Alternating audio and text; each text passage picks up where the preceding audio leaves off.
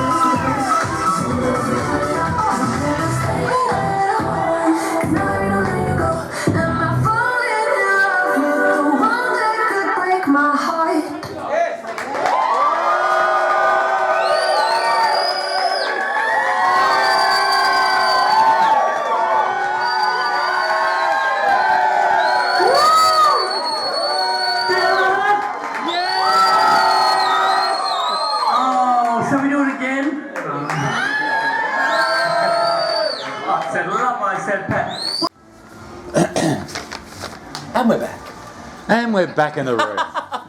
So, Sondra, for the people that don't know, we've actually just had a look at your second show. Yes. Had a couple of drinks, a couple of shots of bar, and we're back in the room. That's why we're sitting down, because we can't stand. And what I'd like to ask you is, like, when you're performing, when things go wrong, like if the microphone doesn't work, or I don't know, it's the wrong track, or the track skips, or some scrubber runs on stage, or someone vomits on the stage at your feet. What do you do? Like, how do you cope with that as a performer? It's just one of those things. I think every performance is live, so every performance is going to be different. Like, you choreo it down to within an inch of its life, and then I'll forget most of it. And things always happen. There's always going to be somebody who's going to run in. Somebody will throw a glass. Not at my shows. But things just happen. I think it's just part of being in the entertainment industry. You just grow up with it. So what is it about performing that you personally like? What is it? What sort of crowd do you like? Tell me about that experience of being. I like a crowd that's probably sounds a bit sobby, but I like a crowd that gets touched by what we put forward.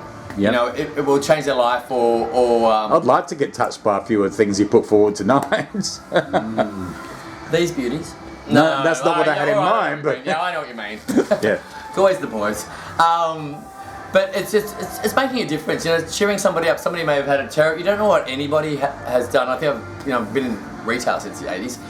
You don't know what people walk in, what lives they've got when they walk into your store or into your club to watch a show. Yeah. And you can turn that around. They want to get out of the humdrum that they're into. So the amount of times I've had people come up over the years, just saying, you helped me come out, or my mother passed away, recently, and these milestones in life. And just these little things. It's those things, that there's someone every day, or every night in a show, or wherever you are, that I feel like I have an opportunity to lift their life a little bit. So I try to. I just feel like I've got that personality. So I guess that's the excitement of being on stage. And what is it like? I mean, there's a lot of. I know this. I spoke with Sasha Starr back in the day, and she told me about muscle memory.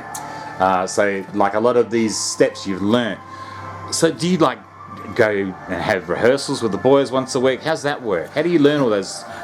You got to remember your words, your steps. Don't bring up words, Cress. Look, we for this show we rehearsed 6 weeks. We had 6 weeks rehearsal beforehand. Tom wanted the show in July. So what do you do it like after work, or what? After work. So we come in at 6:30, 7 o'clock at night. We come into the Peel once a week, and put the whole show together. That's what we did for this one. And I was saying off camera just earlier. I said it's probably been 20 years since I've put a show together from the absolute start. Yeah. And it was a challenge. It's a lot to remember.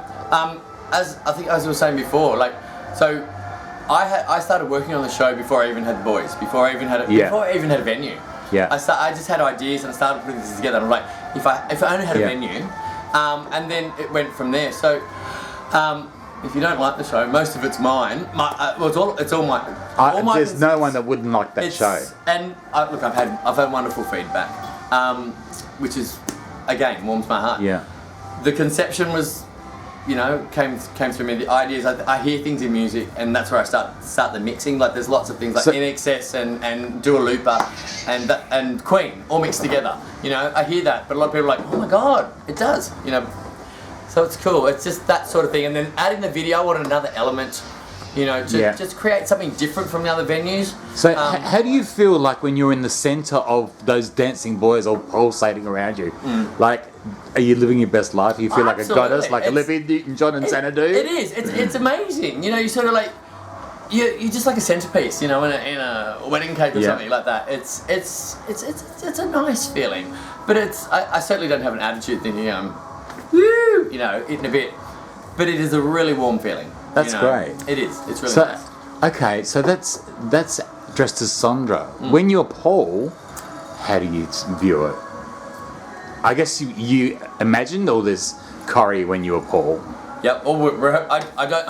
I don't go to rehearsals. Yeah. Sondra doesn't go to rehearsals. Yeah. I'm the lazy one. Paul's the one who's got to do all the work behind the scenes. So it's interesting because, like, I know with the other girls, like Tabitha Toby, he's quite happy for you to call him anything. But like, same with Candy. When he was Ron, you could say Candy, and he'd answer. So I guess people call you Sondra, and you just answer.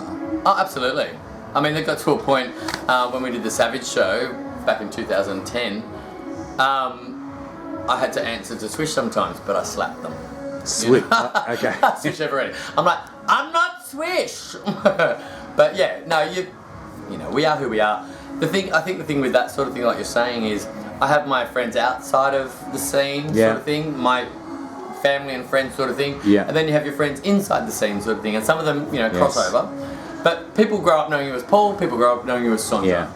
You just get used to it. I think that's true for all of us. Yeah. We have our little connections. Absolutely.